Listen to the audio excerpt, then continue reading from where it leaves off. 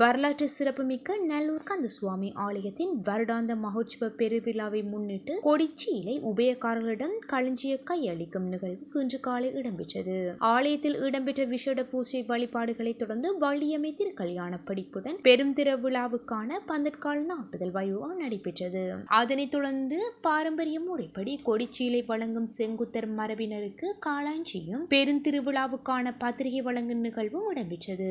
நல்லூர் ஆலயத்தில் இருந்து பாரம்பரிய முறைப்படி மாட்டு வண்டின் மூலம் கல்வியங்காட்டில் உள்ள கொடிச்சீலை வழங்கும் செங்குத்தர் மரபினர் பெருந்திருவிழாவுக்கான பத்திரிகையும் காளாஞ்சியும் எடுத்து சென்று கையளிக்கப்பட்டன. இந்நிகழ்வில் ஆலய பிரதம சிவாச்சாரியார் உள்ளிட்டவர்கள் கலந்து கொண்டனர். ஆலயத்தின் வருடாந்த மகோற்சவ பெருந்திருவிழா எதிர்வரும் 9ஆம் தேதி காலை 10 மணிக்கு கொடியேற்றத்துடன் ஆரம்பமாக உள்ளதுடன் தொடர்ந்து 25 நாட்களுக்கு மகோற்சவ பெருவிழா இடம்பெற உள்ளமை குறிப்பிடத்தக்கது. ஸ்ரீலங்கா பொதுஜன பெரமுன மோட்டர்ஸ் சின்னத்தில் ஜனாதிபதி தேர்தலில் வேட்பாளர் ஒருவரை நிறுத்த உள்ளதாக அறிவித்துள்ள நிலையில் அக்கட்சியின் நாடாளுமன்ற உறுப்பினர்கள் பலர் ரணில் விக்ரமசிங்கவுக்கு ஆதரவு வழங்குள்ளதாக தெரிவித்து வருகின்றனர். அந்த வகையில் திலும் அமுனுகம, அனுப பஸ்குவல், கீதா குமாரசிங்க, அஜித் ராஜபக்ஷ, எஸ்பி திசாநாயக்க, பிரேம்நாத்சி தொலவத்த, காஞ்சன விஜயசேகர உள்ளிட்ட எம்பிகளுக்கும் ஜனாதிபதி ரணிலுக்கு ஆதரவு அளிக்க தீர்மானித்துள்ளனர். இதேவேளை ஸ்ரீலங்கா பொதுஜன பெரமுனவின் அனுராதபுரம் மாவட்ட குழு கூட்டத்தில் எதிர்வரும் ஜனாதிபதி தேர்தலில் ஜனாதிபதி ரணில் விக்ரமசிங்கவுக்கு ஆதரவு அளிக்க தீர்மானித்துள்ளதாக நாடாளுமன்ற உறுப்பினர் எஸ்.எம். சந்திரசேன தெரிவித்துள்ளார். மொட்டு சின்னத்தில் வேட்பாளர் ஒருவர் களமிறக்கப்பட வேண்டும் என நேற்று திங்கட்கிழமை இடம்பெற்ற ஸ்ரீலங்கா பொதுஜன பெரமுனவின் அரசியல் குழு கூட்டத்தில் தீர்மானிக்கப்பட்டது.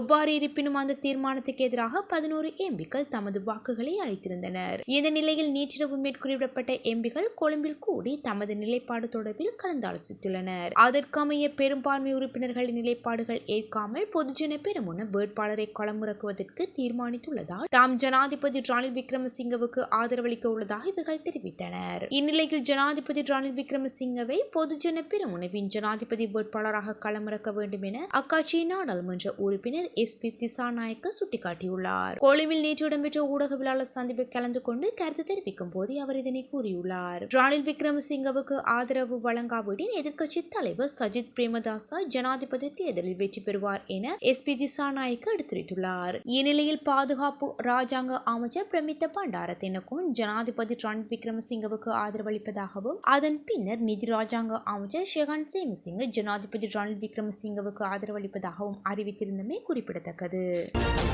உள்நாட்டு சந்தையில் முட்டையின் விலையை ஸ்திரப்படுத்தும் வகையில் முட்டைகளை இறக்குமதி செய்வதற்கு அமைச்சரவை அங்கீகாரம் கிடைத்துள்ளது. இதன் அடிப்படையில் எதிர்வரும் ரம்லான் மற்றும் கிறிஸ்துமஸ் பண்டிகை காலங்களில் சந்தையில் முட்டை விலையை ஸ்திரப்படுத்தவும் மற்றும் கேக் உள்ளிட்ட பேக்கரி தொழிலுக்கு தேவையான முட்டைகளை வழங்கவும் வர்த்தகம், வணிகம் மற்றும் உணவு பாதுகாப்பு அமைச்சர் முன்வைத்த யோசனைக்கு அமைச்சர்கள் குழு அங்கீகாரம் வழங்கியுள்ளது. அத்தோடு 2024 3/18 திகதியிடப்பட்ட அமைச்சரவை தீர்மானத்தின்படி இலங்கை அரசு வர்த்தக கூட்டுத்தாபனம் இதுவரை 224 மில்லியன் முட்டைகளை இறக்குமதி செய்துள்ளதாக சுட்டிக்காட்டியுள்ளது. மேலும் அவற்றில் 95% லங்கா சதோசுவின் சந்தைப்படுத்தல் வலையமைப்பு மூலம் 37 ரூபாய் என்ற மலிவு விலையில் நுகர்வோருக்கு விநியோகிக்கப்பட்டுள்ள நிலையில் முட்டைகளை இறக்குமதி செய்வதற்கான கால அவகாசம் 2024 4/30 அன்று முடிவடைந்தமை குறிப்பிடத்தக்கது. மன்னார் மாவட்ட பொது வைத்தியசாலையில் குழந்தை பிரவேசித்த சில நாட்களில் இளம் தாய் ஒருவர் சிகிச்சை பலனின்றி பரிதாபகரமாக உயிரிழந்துள்ளார். இந்த சம்பவம் ஞாயிற்றுக்கிழமை இடம்பெற்றுள்ளது. சம்பவத்தில் மன்னார் மதவாச்சி பிரதான வீதி தம்பனிக்குளம் பகுதியைச் சேர்ந்த பட்டப்படிப்பை நிறைவு செய்த மரியராஜ் சிந்துஜா என்ற 27 வயதுடைய பெண்மணியை இவ்வாறு உயிரிழந்துள்ளார். சம்பவம் தொடர்பில் மேலும் தெரிய வருகையில் உயிரிழந்த பெண்ணுக்கு முதலாவது ஆண் குழந்தை மன்னார் மாவட்ட பொது வைத்தியசாலையில் கடந்த 9ஆம் தேதி பிறந்த நிலையில் 11ஆம் தேதி மருத்துவமனையில் இருந்து தாய் சேய் நலமாக வெளியேறியுள்ளார்கள். 7 நாட்களின் பின்னர் முருங்கன் வைத்தியசாலையில் தையல் வெட்டுமாறு கூறியதை அடுத்து கடந்த 16ஆம் தேதி முருங்கன் வைத்தியசாலையில் தையல் வெட்டப்பட்டதாக பெண்ணின் தாயார் தெரிவித்தார். அதன் பின்னர் கடந்த சனிக்கிழமை தாய்க்கு குருதி பெருக்கு ஏற்பட்டதை அடுத்து நோயாளர் காவு வண்டி மூலம் மன்னார் மாவட்ட பொது வைத்தியசாலை நோயாளர் விடுதியில் அனுமதிக்கப்பட்டார். குருதி ஓட்டம் கட்டுப்படாமல் தொடர்ச்சியாக கசிந்து கொண்டு இருந்ததன் காரணத்தினால் விடிய காலை 6 முதல் 7 மணி அளவில் சுயநினைவை அவர் இழந்ததாக தெரிய வந்துள்ளது. அதன் பின் அவசர சிகிச்சைக்காக எடுத்துச் செல்லப்பட்ட போது நண்பகல் 11 மணியின் பின்னர் இளம் தாய் உயிரிழந்ததாக கூறப்படுகின்றது. குருதிப்பெருக்கு காரணமாக மருத்துவமனைக்கு கொண்டு சென்ற அன்று இரவு வைத்தியர்கள் பார்வையிட்டிருந்தால் தனது மகளை காப்பாற்றியிருக்கலாம் என பெண்ணின் தாய் கண்ணீர் மல்க தெரிவித்தார். இந்த நிலையில் சம்பவம் தொடர்பாக மன்னார் மாவட்ட பொது வைத்தியசாலையின் பணிப்பாளர் வைத்தியர் அசாத் எம் ஹெனிபாவை கூறுகையில், பெண்ணின் மரணம் தொடர்பாக விசேட சட்ட வைத்திய அதிகாரியின் பரிசோதனை நேற்று முன்னெடுக்கப்பட்டது.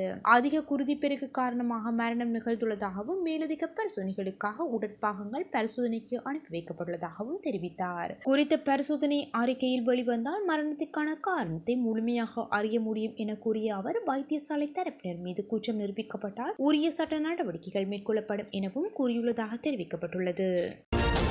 இலங்கை சிறைச்சாலைகளில் தடுத்து வைக்கப்பட்டுள்ள கடத்தொழிலாளர் குடும்பங்களுக்கு நாள்தோறும் வழங்கப்படும் நிதியுதவிகளை அதிகரிக்கப்படுவதாக தமிழ்நாட்டின் முதலமைச்சர் அறிவித்துள்ளார். இதன்படி நாளாந்தம் வழங்கப்படும் 250 ரூபாய் நிதியுதவி 350 ரூபாயாக அதிகரிக்கப்படுகின்றது. அத்துடன் இலங்கையில் தடுத்து வைக்கப்பட்டுள்ள இயந்திர படகுகளுக்கு வழங்கப்படும் 5 லட்சம் ரூபாய் இழப்பீடு 6 லட்சம் ரூபாயாக உயர்த்தப்படும் என்று முதல்வர் மு.க. ஸ்டாலின் அறிவித்துள்ளார். நாட்டு படகுகளுக்கான நட்டஈடு 1.5 லட்சம் முதல் 2 லட்சம் வரை அதிகரிக்கப்படுவதாக அவர் தெரிவித்துள்ளார். ராமநாதபுரம், புதுக்கோட்டை, நாகப்பட்டினம் ஆகிய பகுதிகளைச் சேர்ந்த கடற்தொழிலாளர்கள் தலைமைச் செயலகத்தில் அவரை சந்தித்த பின்னரே இந்த அறிவிப்பு வெளியாகியுள்ளது.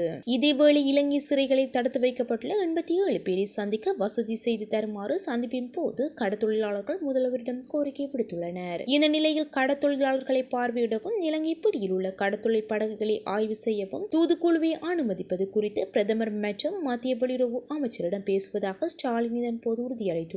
முன்னதாக தமிழக மாநில அரசு இலங்கையால் தடுத்து வைக்கப்பட்டுள்ள 151 படகுகளுக்கு 2022 மற்றும் 2023 ஆண்டுகளில் 6.7 கோடி ரூபாய் இழப்பீடுகள் வழங்கியுள்ளது. இதற்கிடையில் 2018 மற்றும் 2023க்கு இடையில் பிடிப்பட்ட 127 படகுகள் கடலுக்கு செல்ல தகுதியற்றவை மற்றும் மீட்க முடியாதவை என கருதப்படுவதாக தமிழக செய்திகள் கூறுகின்றன.